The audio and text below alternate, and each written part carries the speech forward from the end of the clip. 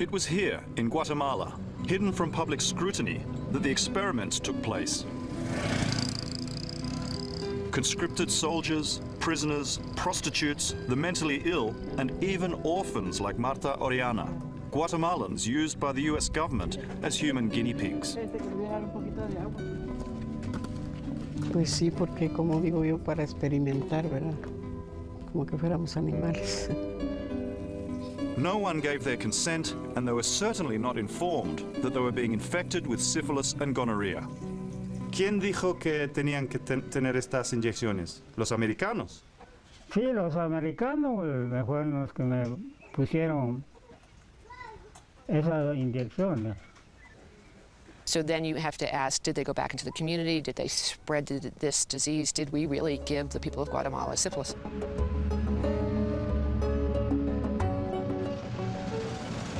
This is Tuskegee, Alabama, where the Guatemalan experiments were hatched.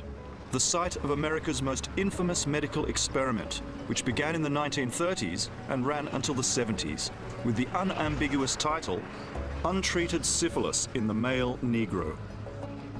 Here, doctors found African Americans already infected with syphilis and then left them untreated so that they could monitor their progress. They never told the men that they had the disease. It became a national disgrace.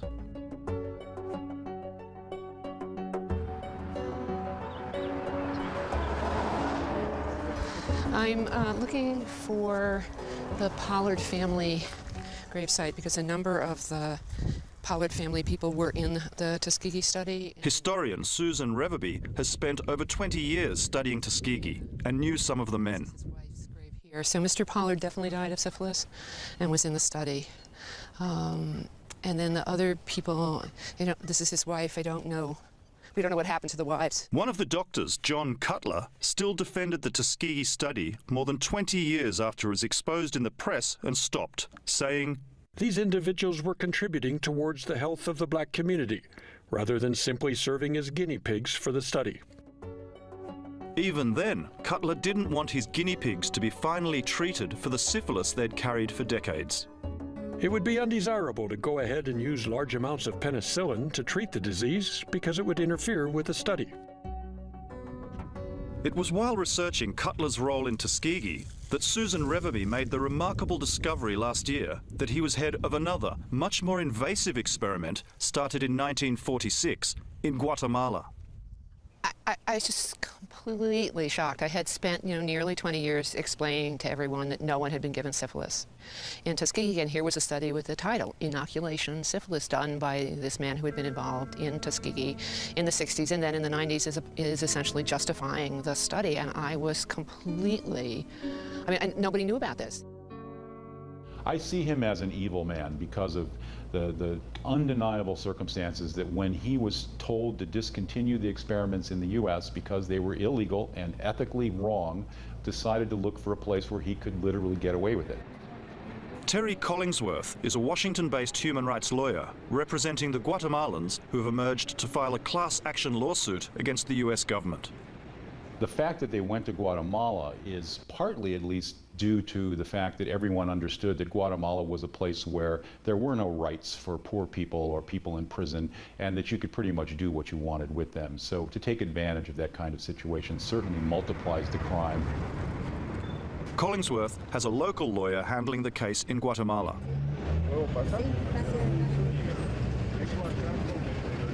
Aquí están las personas y aquí está su nombre, Marta Cesarea Pérez Ruiz. Ajá, sí, y aparte cuando ya se incluyan ya sus hijos, pero todos están ya en la demanda.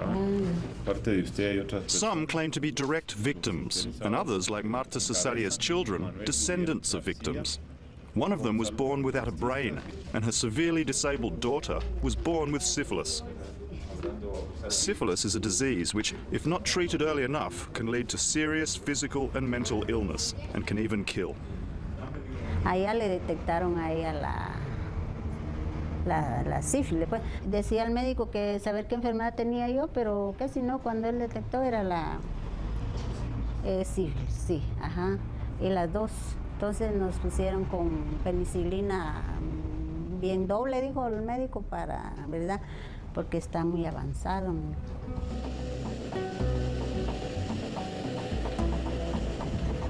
I'm about 3 hours from the Guatemalan capital, on the way to meet some former soldiers who were directly infected in the experiments. Now well into their 80s, they're some of the only known survivors. Aquí es donde vamos a llegar a mi casa, donde vive Federico Mesa. They're lucky to have lived this long. Many of the other victims died years ago.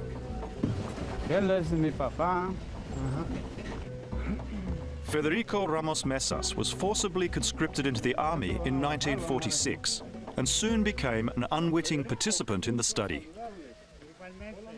He says he was subjected to a series of tests and treatments, but was never told what it was for. No podía decir que no. Media vez me cayera bien. ¿Por qué no puede decir que no? Que me inyectaron.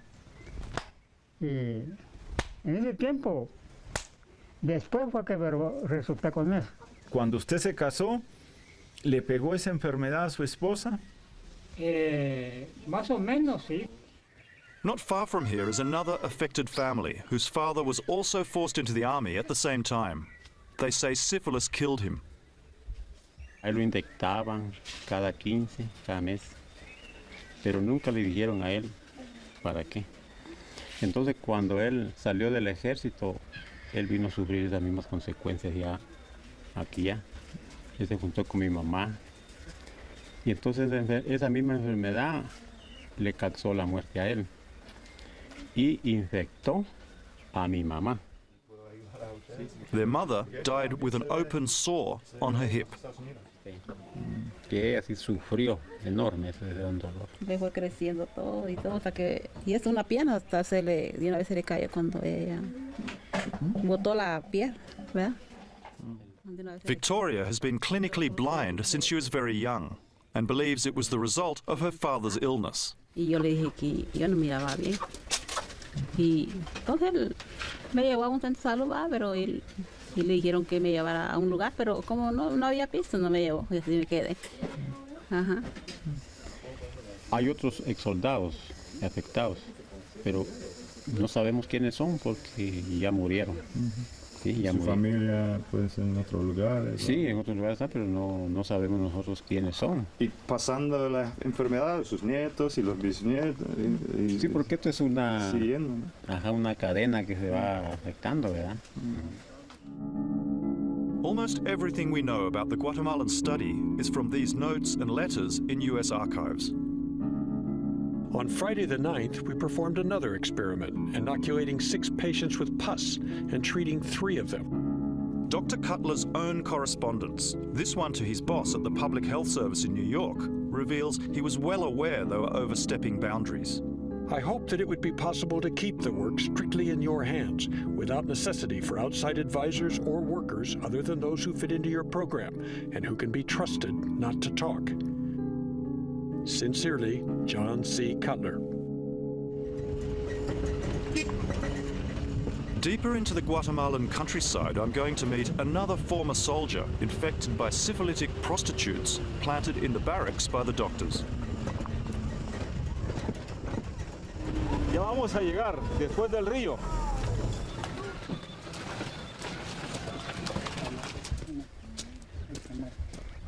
Mucho gusto, yo soy David, un periodista australiano. Yo soy Manuel Guriel. Mucho gusto y un placer conocerlo. Descanso que sea por aquí en la sombra. Okay. Pero la noticia está que esa enfermedad vino de los gringos a Guatemala. Ajá. Y por eso es que se extendió la enfermedad esa. Porque fíjese que en ese tiempo las mujeres eran baratas de cuarto, valían 25 y 50 y un quetzal. Que no entraba, ¿verdad? Pero nunca piensa uno la enfermedad que tienen. He remembers being treated by American doctors at the military hospital. Me vacunaron como 8 días y de ahí me echaron para el cuartel, porque usted sabe que en el cuartel solamente que no puede andar, pero está firme. Me fui y empecé. Sadly, Guriel will never know how the legal case ends. Not long after this interview, he died. Ya no voy a ir donde la chica. Ya no más. Ya no. Bueno, adiós. Que le vaya bien. Adiós, señor. I think every person who got infected, however the methodology was a victim of a serious crime, an invasive crime. Your body is your temple, so to speak, and to have someone without telling you expose you to a disease that would damage you is a really serious crime. But they did it with children, and to me that takes another level of wrong. Behind these walls in the capital, Guatemala City, is the orphanage. The complex covers an entire city block. It was somewhere inside here 64 years ago that a then 10-year-old Marta Oriana says her nightmare began. Y me acostaron en una camilla. Entonces un doctor estaba de este lado y el otro y la enfermera me tenía agarrada la cabeza. Entonces ellos hicieron por abrirme las piernas, ¿verdad? Y yo no quería. Entonces yo como niña de 10 años con sus fuerzas que podía tener, ¿verdad? Yo no quería y no quería, yo hacía lo posible porque no. Entonces ellos decían, no se puede, no se puede. She says the director, Dr. Corfino, hit her in the face to get her cooperation. Entonces ellos empezaron, no sé si eran gasas o algodones, no sé, pero ellos me abrieron las piernas y me hicieron ese examen en mis partes, pues, y me metían los dedos con algodón y iba de meterlos y los ponían en una cajita que ellos tenían hacia un lado y yo lloraba, pues, porque una niña, pues, me dolía, ¿no? After this, she became so sick, she says she was bedridden for weeks. The next time she was called in, it was in a group of 10 girls. Me volvieron a llamar, entonces ahí fue donde me pusieron con la cabeza hasta los pies, me doblaron y me sacaron el líquido de la columna. Entonces yo sí, cuando ellos me sacaron la aguja, yo curiosa como niña, ¿verdad? Volteé a ver así y así fue el poco de que me sacaron de la columna, amarillo. Well, to intentionally infect children with a disease so that you can test drugs on them, it really sinks to about the lowest of the lows in the 7 levels of hell. It's still unclear whether the experiments ended when Dr. Cutler left in 1948. Questions remain about this former mental asylum and whether testing continued here. One man, who is also listed as a plaintiff, is convinced that years after Dr. Cutler left, his brother was experimented on here. One day, he escaped and made it home, complaining doctors were constantly injecting him. Even though he didn't smoke, his pockets were full of cigarettes. Entonces mi mamá decía, ¿por qué aparece con cajetillas de cigarros de Víctor? Decía así y le aparecían en ese uniforme. Entonces yo por eso doy de que sí, les daban cigarrillos a ellos en ese tiempo. Para pagar. Para que ellos se dejaran hacer cualquier cosa que quisieran los médicos ahí. It's recorded in Cutler's notes that participants were given cigarettes for their participation. Another suspicious footnote is that years after the experiments are supposed to have ended, Marta Oriana says she was followed by one of the doctors involved in the experiments she endured as a 10-year-old child. She feared he wanted to continue his experiments on her. Allá andaba él hasta una vez que andábamos en la Aurora, en el zoológico. Una de mis compañeras me dijo, Chata, mira, me dijo, ahí anda el doctor aquel, me dijo que estuvo allá. ¿Dónde? Le dije yo, en aquel carro negro, mira, me dijo. ¿Pero por qué? Andaba preguntando por vos, me dijo. ¿Pero para qué? Le dije yo, a saber, mejor andate con la seño, me dijo. Entonces yo me fui con la señorita y ahí me puse a la par de ella, porque digo yo que él a mí me quería secuestrar. After what she's learned studying 2 of the world's worst-known examples of medical malpractice, Susan Reverby says anything is possible. I mean, I think not exactly the same. I mean, most studies still have to go through institutional review boards, but clearly some kind of study that we will be equally shocked about is obviously going on right this minute somewhere else in the developing world, for sure.